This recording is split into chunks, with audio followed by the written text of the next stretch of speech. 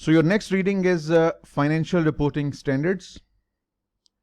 These are all the content elements, all the learning outcome statements within this reading, and we will do every reading and explain the contents in detail. First, LOS in this reading. Describe the objectives of financial reporting and the importance of financial reporting standards in security analysis and valuation. First of all, we need to know, why do we need accounting standards? Why? Why do they exist? Who issue them? Of course, FASB and IAS. We'll discuss in detail. So they are the bodies who issue the standards, but they do not have the backing of the law. They cannot enforce the implementation of accounting standards. So their implementation is the responsibility of the local regulators like SEC in the US, SEBI in India, Securities and Exchange Board of India, SECP in Pakistan, FCA in England. So why do we need standards? Who issues them? Who regulates them? That's the overall overview of what we are going to complete today. So first, objectives of financial reporting. According to IASB, International Accounting Standard Board, one of the accounting standard setting body in the world, the largest one. According to the IASB conceptual framework for financial reporting, the objective of financial reporting is to provide information about the firm to current and potential investors and creditors, those who have direct financial interest, those who have either invested in the shares or the prospective shareholders, existing shareholders or the prospective shareholders. When we say creditors, either they are the lenders who provide you the funds, or they are the one who provide you the trade credit. These are the people who have put their monies in your business. They are the one who will be greatly affected.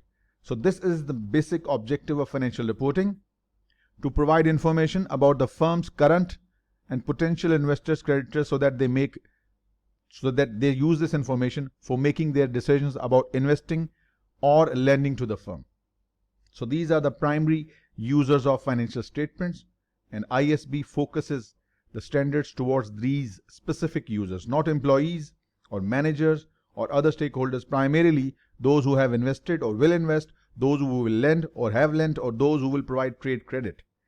All right, then reporting standards. Why do we need reporting standards? There are two international bodies issue reporting standards. FASB, that is the US based. It issues the US GAAP, Generally Accepted Accounting Principles. And the second is IASB. It issues IFRS, and some of its old standards are called IAS. These are the two well-known accounting standard setting bodies, and their pronouncements, their standards are applied across the world. Specifically, IASB, its standards are applicable in most of the countries, in entire Europe, in Pakistan, in many countries, and other in the Middle East as well. But the FASB's accounting standards, they are applicable only in the US. So reporting standards ensure that the transactions are reported by firms, they are consistent, comparable, like two firms in the same industry operating in the US. So under the US GAAP, their financial statements will be comparable. They will be prepared on similar basis. So reporting standards ensure that transactions are reported by firms, they have similarity, they can be compared. However, these standards do not mean that the management doesn't have the prerogative to make its own decision. Management definitely has its discretion to properly modify the standards depending upon their specific economic conditions. So they are not straitjackets as such, or they are not specifically to be followed. There is some element of flexibility embedded within the standard so that the management can select accordingly to their specific needs. All right, then next reading is describe the role of financial reporting standard setting bodies and regulatory authorities in establishing and enforcing reporting standards. As I said, There are two major accounting standard setting bodies in the world, IASB that sets IFRS and IAS, and FASB that is US based, issues US GAAP applicable within the US. So standard setting bodies are professional organizations of accountants like International Federation of Accountants, Institute of Chartered Accountants in England and Wales, American Institute of Certified Public Accountants, ACCA, even IMA Institute of Management Accountants, a full member of IFAC. So these professional member bodies, they are the part of standard setting bodies. These professionally qualified accountants and auditors, they are the one who play their part in setting the financial reporting standards. Then these bodies, they do not have the backing of the law. They only set the standards, promulgate them, but its enforcement is beyond their scope. These standard setting bodies cannot enforce these standards. Then who else will enforce these standards? For them we have these regulatory bodies in different countries. Security Exchange Commission in the US, Security Exchange Commission of Pakistan, Securities and Exchange Board of India, and Financial Conduct Authority in the UK. And there are many other regulators in almost all the countries. Then there is a body called International Organization of Securities Commission, IOSCO. These regulators, SEC, SECP, SEBI, FCA, they are the members of this body, IOSCO. So IOSCO is an umbrella organization where these different regulators from across the world, they have formed this association, International Organization of Securities Commission. So they almost cover 95% of your corporate world. 95% of the corporate worlds are covered by the regulating bodies in IOSCO. So you can see it's quite an magnanimous, quite a large entity. They regulate more than 95% of your world's financial markets. Then there are certain regulatory filings to be made in the US, the companies that are operating in the US. Form S1, you just have to know it briefly. You do not need to learn it. These are just the regulatory requirements the firms operating in specific regime have to follow. So these are specific reporting submissions to be made in the SEC. In the US, like in Pakistan, we have certain forms to be submitted, Form 28, Form 27, Form 32, Form A. These are specific forms serving some specific reporting purpose. Those companies that are listed, they're required to make these submissions. So Form S1, basically, it provides information when a company is about to issue new securities. So it is filed to SEC prior to the sale of new securities. What does it include? It includes your audited financial statements, why the company is going for the share issue, what would be the purpose of the share issue, what would be the money used for, who are the underwriters. Then Form 10K, we discussed this briefly yesterday. This is similar to the financial statements, audited financial statement, to be submitted annually to the SEC. Then 10Q, it is similar to 10K, but it is submitted quarterly and it is less in detail. Then there is Form DEF 14A. This form is required to be submitted before the proxy statement. We discussed proxy statement yesterday. Just brief one-liner knowledge would be sufficient. You don't need to go into deep details. And Form 8K we discussed yesterday. This form is to be filed to disclose the material events, including any significant acquisition the business is going to make, or any disposal, or any change in the corporate governance structure. And then you have Form 144. Companies can issue shares two-way. Either they can go for a public issue or they can go for private placement. Shares, the blocks of shares could be sold to private investors. So under Form 144, the firms can directly place such securities, blocks of securities to certain qualified buyers. And for that, no registration statement is required. Just you need to inform the SEC through Form 144. Otherwise, any public issue first needs to be approved by the SEC, only then the shares could be issued. So that's a little diversion. And then Form 345 relates to the beneficial ownership, specifically associated to the corporate offices within the organization, because the senior managers or directors, if they hold certain securities within the company, there is the risk of insider trading. These are the corporate insiders, they have the inside knowledge. So in order to make sure that they disclose their relevant interest in the company, so this form needs to be submitted. Just a brief knowledge of it is essential Otherwise, you do not need to memorize it. This specifically relates to corporate compliance, those who work in the compliance department, regulatory filing, quarterly and annual or biannual. So, moving on to your next reading, it says describe the International Accounting Standard Board's conceptual framework, including qualitative characteristics of financial reports, constraints on the financial reports, and required reporting elements. Let us discuss all these one by one. At the center of IASB conceptual framework is the objective to provide financial information in making decisions about providing resources to the company. We identified 3 specific users of financial statement who are at the greatest risk: those who invest in the shares of the company, those who have invested or those who will invest, prospective shareholders, those who will lend the money to the firm or those who have already lent, or those who will provide the trade credit. These are the specific users who will be greatly affected by misrepresentation, by financial statements fraud. So these are the one for which the financial statements are primarily intended. Remember, shareholders, prospective shareholders, lenders, and the trade credit, those who will provide finance to the firm. Now, next, there are 2 fundamental characteristics that make financial information useful, that is relevance and faithful presentation. What is relevance? Relevance means that the information contained in the financial statement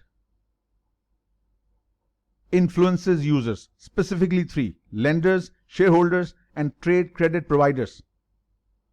Information provided in the financial statement must be relevant for their decision making. Information should have 2 specific characteristics. It should have the predictive value and it should have confirmatory value. Predictive value means that the numbers contained in the financial statement, they should be an indication of the future performance. And confirmatory value means that what was previously expected, whether the financial statements have confirmed our expectations. We were expecting, as per the past earning trend, EPS to be $4 per share, as per the past trends, keeping in mind the prior year financial statement. Do the current financial statements verify what we were expecting? Do they confirm our prior expectations? So relevance means information contained in the financial statement should meet the needs of the users, and they should have the predictive and confirmatory value both. Then faithful representation. Faithful representation means that the financial statement should be complete, should contain all what the users need to know, should be neutral, means there shouldn't be bias. Information that needs to be included must be included, and must be free from error. These are the 2 fundamental qualitative characteristics. It should be relevant and there should be faithful representation, means the information given in the financial statement should be complete, should be free from bias, and it should be free from errors. There are further 4 characteristics that will enhance the faithful representation given thereby. There are 4 characteristics that enhance relevance and faithful representation. First, comparability. Very self-explanatory term. Comparability means the financial statements for 1 year should be consistent with the prior year, not only from period to period, but also from firm to firm in the same industry. So financial statement presentation should be consistent among the firms as well as across time period. This is what you call comparability, and this enhances your 2 fundamental qualitative characteristics. Second, verifiability. What does it mean? Let's say this is a set of financial statements. There is an analyst X who works his magic and draws some conclusions, and there is an analyst Y. He uses his own tools based upon these numbers. Verifiability means these independent analysts using the same methods should obtain similar results. That's verifiability. Then timeliness. Let's say if the financial year ends on 31st of December 2020 and financial statements after audit are published somewhere in October 2021. Now it's too late for the financial information to be of any beneficial use. It's too late. 10 months after the close of the year. Information available to the decision maker should be made available before it's too late, before the information is stale. 10 months gap, so much could have been changed over this period. So information must be provided in timely manner so that users of financial statement can take their economic decision. The last characteristic out of these four that enhance these fundamental qualitative characteristics is understandability. Users of financial statement, bankers, lenders, trade credit providers, they most probably have accounting knowledge, but it is expected that the financial statements be prepared, that those who do not have advanced accounting knowledge, they should be able to study the financial statements. Reasonable efforts, they just need to be able to understand what's the content of financial statements. So that's why financial statements over the last 15 to 20 years are being prepared in the statement form rather than the conventional T account that used to be prepared way back 20 to 25 to 30 years ago. So this has led to a drive to make financial statement more user-friendly, making them more easily digestible for the users who may not be financial experts. So understandability means that the information given in the financial statement should be readily understandable by the users. That is the meaning. So these are the four characteristics that will enhance these two fundamental qualitative characteristics. All right, moving on. This is still your reading 3. Required reporting elements. Assets. I'm sure all of you know. These are the resources controlled, not necessarily owned by the organization, and these assets have resulted from some past transactions, and these assets will result in some future economic benefit. This term, this definition, I'm sure most of you would have gone through. Liabilities, to the contrary, are obligations as a result of past events, and these obligations settlement will result in some outflow of cash, some economic resources. Assets will generate economic resources for the business, property, plant and equipment, vehicles, and liability settlement will result in outflow of economic resources. Makes sense? Then equity.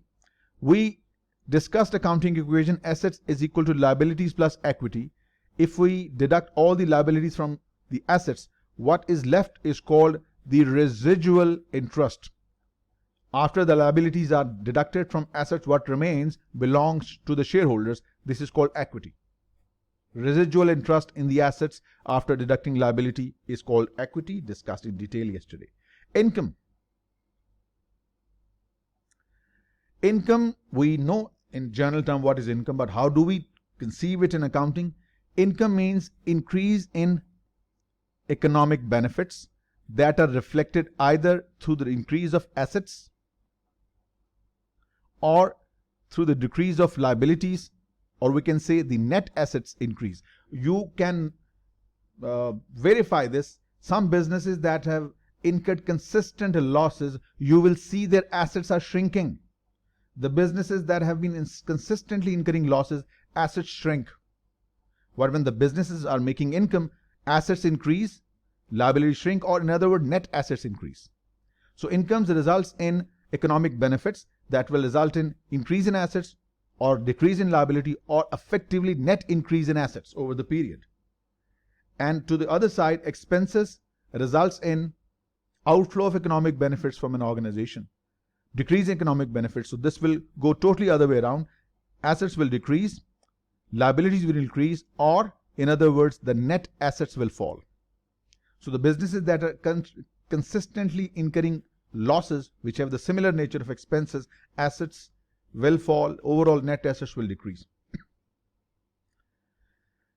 Okay, so these were the reporting elements discussed very briefly. Then we have some measurement basis.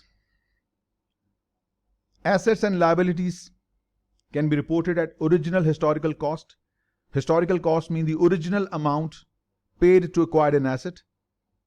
That's the cost principle. Under the US GAAP, the long-lived assets are to be reported at historical cost. They are not allowed to be revalued, whereas IFRS allows assets revaluation. Under the US GAAP, assets are to be reported at original historical cost, the amount originally paid for the acquisition of the asset. So this is first measurement base. Assets can be reported historical cost and are required to be reported at historical cost under the US GAAP.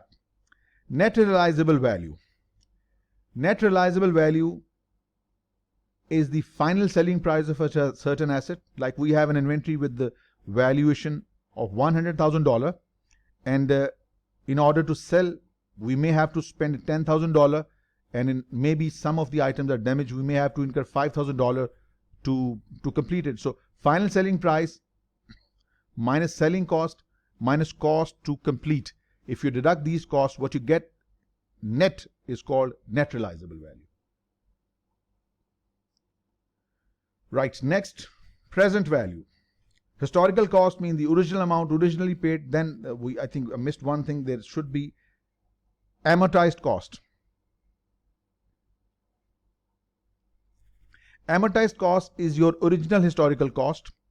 Remember I said under the US GAAP, long-lived assets are reported at original historical cost on the balance sheet. Yes, but does it mean that the cost stays the same?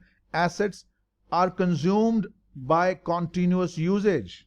They depreciate in value, so their depreciation is accumulated in a separate account, the accumulated depreciation. So yes, we do report assets at historical cost, but the depreciation charge so far will be deducted from historical cost of the asset, giving you the net book value, or called the amortized cost. So amortized cost is your original historical cost less accumulated depreciation.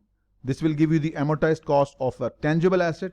Historical cost of an intangible, you will deduct the accumulated amortization. All this is coming in your balance sheet. We'll discuss in detail. Long-lived assets are coming in a separate reading.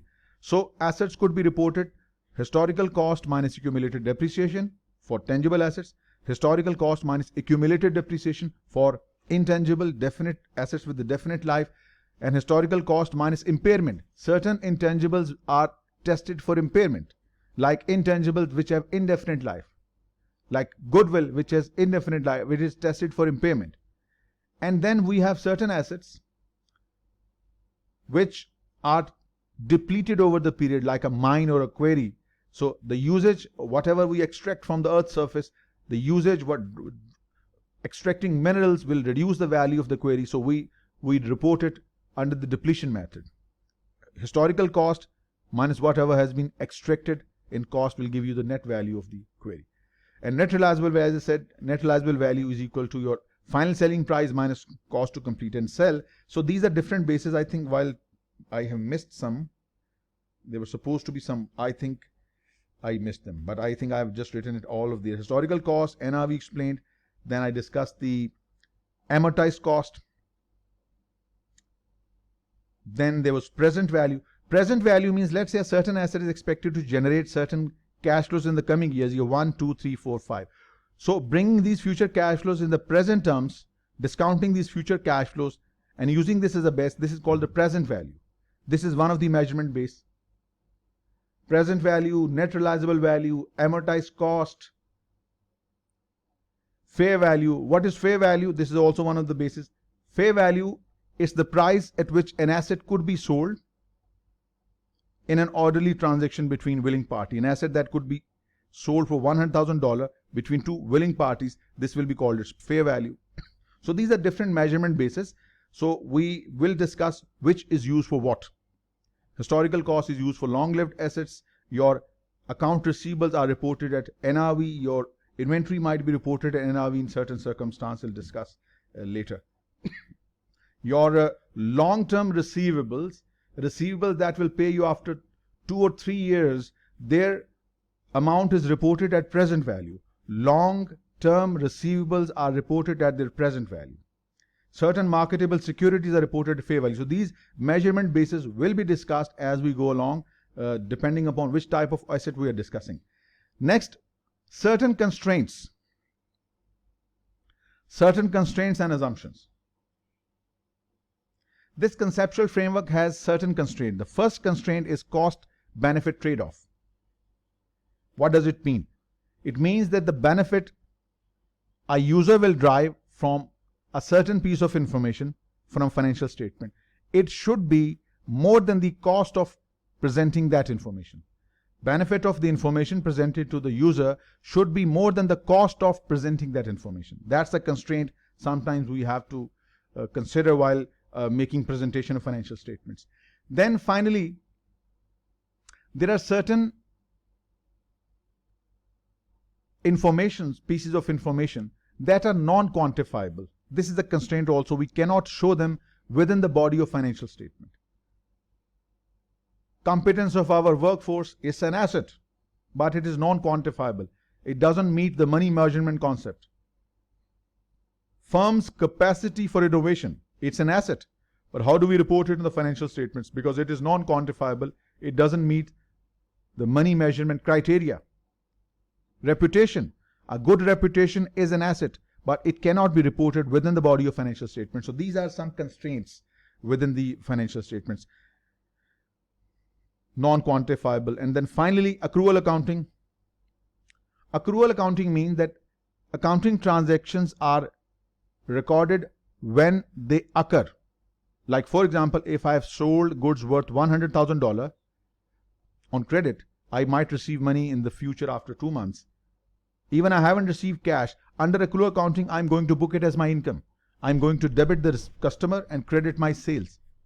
Accrual accounting means that transactions are recorded when they occur, not when cash is paid or cash is received. Like I have reached my financial year end, 31st of December 2020, and I haven't yet paid the salaries, but I have taken the services from my employees. Expense has been incurred. They will be paid in January's first week 2021. So cash hasn't been paid, but expense has been incurred. Booked as an expense. Debit your salary expense, credit salary payable. Debit your customer, credit sales. So this is accrual accounting. Transactions are recorded when they occur, not when the cash is paid or cash is received. This is accrual accounting, and it is considered as a constraint because this could inflate your revenues, because cash ultimately is what is the resource that is used to settle liabilities. So this is also, and then again, an important concept, going concern assumption. Let me explain this with the help of an example. Let's say I'm a stockist and I have $100 million worth of stock which is uninsured. This stock is uninsured. There was a fire on 27th of October 2020. It gutted 90% of my stock. The one that remains is just $10 million, and that's also in bad shape. I have also utilized all the debt capacity I could. I cannot issue shares, let's say sole trader. It appears that the business is in trouble and it is not going to survive few months even. This business is no longer a going concern. This business is not going to sustain in the future. So the financial statements for this business are prepared in a totally different way other than your regular financial reporting. So going concern assumption means that a business is going on and it will continue to do so. It will continue to exist in the foreseeable future. This is the basic assumption that is used in preparing financial statement. Accrual accounting is also a basis used in preparing financial statement. US GAAP and IFRS only allow accrual accounting. They do not allow cash accounting. Transactions, when they occur, they must be recorded irrespective whether the cash has been paid or not, or whether the cash has been received or not. So that completes your reading 3. Next, your LOS 3. Next is describe general requirements for financial statements under the International Financial Reporting Standards. International Financial Reporting Standard, IASB, they have 2 sets of standards. IFRS, they are the new ones over the last 10 to 15 years. And there are a set of old standards, IASs. So out of those IASs, there is standard IAS 1 that governs the preparation of financial statement. IAS 1. It defines which financial statements are required and how they must be presented. So under IAS 1, IASB standard, financial statements include balance sheet. There is a complete reading discussing the contents of balance sheet coming your way in few weeks or maybe few days. Statement of comprehensive income, a separate topic on this under income statement. Cash flows, statement of cash flows, statement of changes in equity, and as I said, explanatory notes. These are integral part of your financial statements. Without explanatory notes including summary of accounting policies, your financial statements are not complete. So these are the 5 components of your complete set of financial statements: balance sheet, statement of comprehensive income, cash flow statement, statement of changes in equity, and explanatory notes. All these are covered in subsequent readings and we will discuss them in much more detail. Next, the journal feature of preparing financial statements as required under IAS. Number 1, first, fair presentation. Quite self-explanatory term. Fair presentation means that the financial statements should faithfully represent the effects of entities, transaction and events. There shouldn't be manipulation of numbers. This is the first feature. Second, going concern basis. We discussed it previously that business is in a condition that it will continue to exist in the future. There isn't any uncertainty regarding its long-term survival. A business is going on and it will continue to do so. This is called going concern assumption, and this is the basic assumption on which the financial statements are prepared. If this assumption is not appropriate, the accounts are prepared in a totally different basis, and that is of course not the agenda for today. Then accrual basis, similar to what we discussed previously. The transactions are recorded when they occur, not when the cash is paid or received. Next, consistency means your financial statements must be prepared in a way that they can be compared from period to period and from firm to firm. Discussed. Materiality. This is often misunderstood concept. Materiality means, let's say for example, $100 item purchased might be made an asset by me, FTC. It's a big amount, but this amount, if a certain item has been bought for this amount, it might be expensed in Apple Incorporated, because for them this is a very immaterial amount. So expensing this amount wouldn't affect their financial statement. But for me, if I expense $100 or if I capitalize $100 expense into an asset, this will affect my financial statement. So materiality is a certain threshold that is defined by the size of the business, and we need to decide based upon the materiality how should we treat it as a capital or revenue expenditure, right? So materiality means the financial statement should be free from misstatements. I cannot, for me the tolerance level is $100, but maybe for Apple Incorporated the tolerance limit could have been $100,000, right? So materiality means financial statement should be free from misstatements or omission or this capital revenue adjustment. Then aggregation. Aggregation means that the similar items can be aggregated. Like in group depreciation method, we classify different assets in the groups. Furniture is a separate group of assets. Vehicles a separate group of assets. Fixtures separate. So this way, similar items can be grouped and dissimilar items can be separated. This is called aggregation. Next, no offsetting of assets against liabilities. Assets and liabilities should not be offsetted. They must be disclosed separately.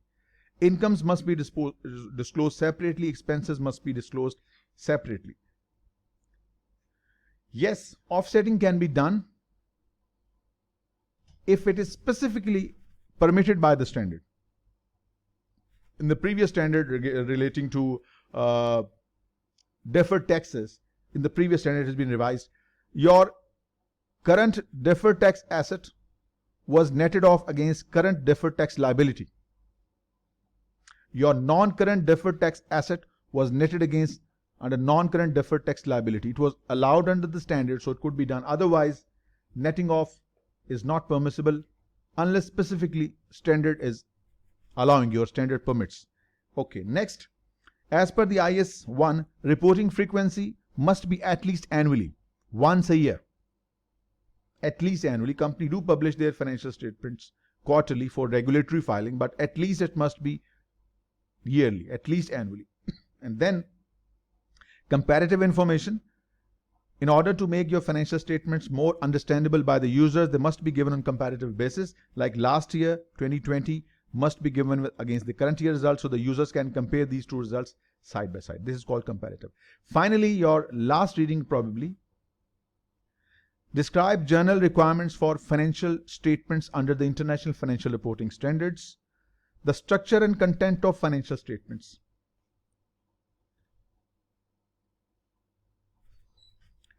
It says the financial statements balance sheet must be classified. By classification means that the balance sheet should be classified into current versus long-lived assets. Liabilities must be split between current liabilities and non-current liabilities, and within this certain items must be disclosed separately. This is called classification. Current versus non-current. Then, minimum information. Under IS 7, IS 1, what is the minimum information to be included in financial statement? Certain specific items like a company should report inventory separately, banks, cash and cash equivalents separately, the property, plant and equipment, items related to expenses and revenues. So this is the minimum information contents to be made available in the balance sheet and income statement.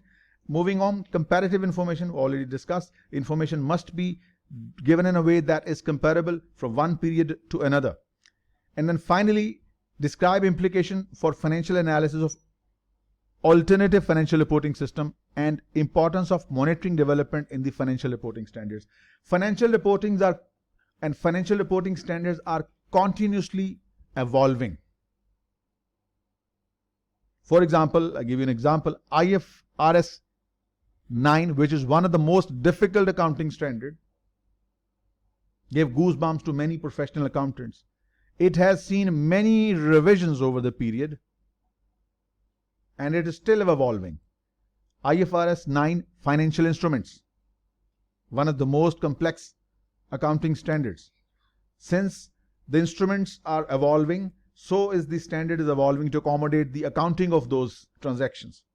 So as an analyst, you need to keep an eye on the changing standards, evolving standards, newer transactions that are originating, how these transactions are accounted for, what are the changes taking place in the reporting regimes. So as an analyst, if your work involves analysis of listed companies' financial statements, so you have to keep yourself updated.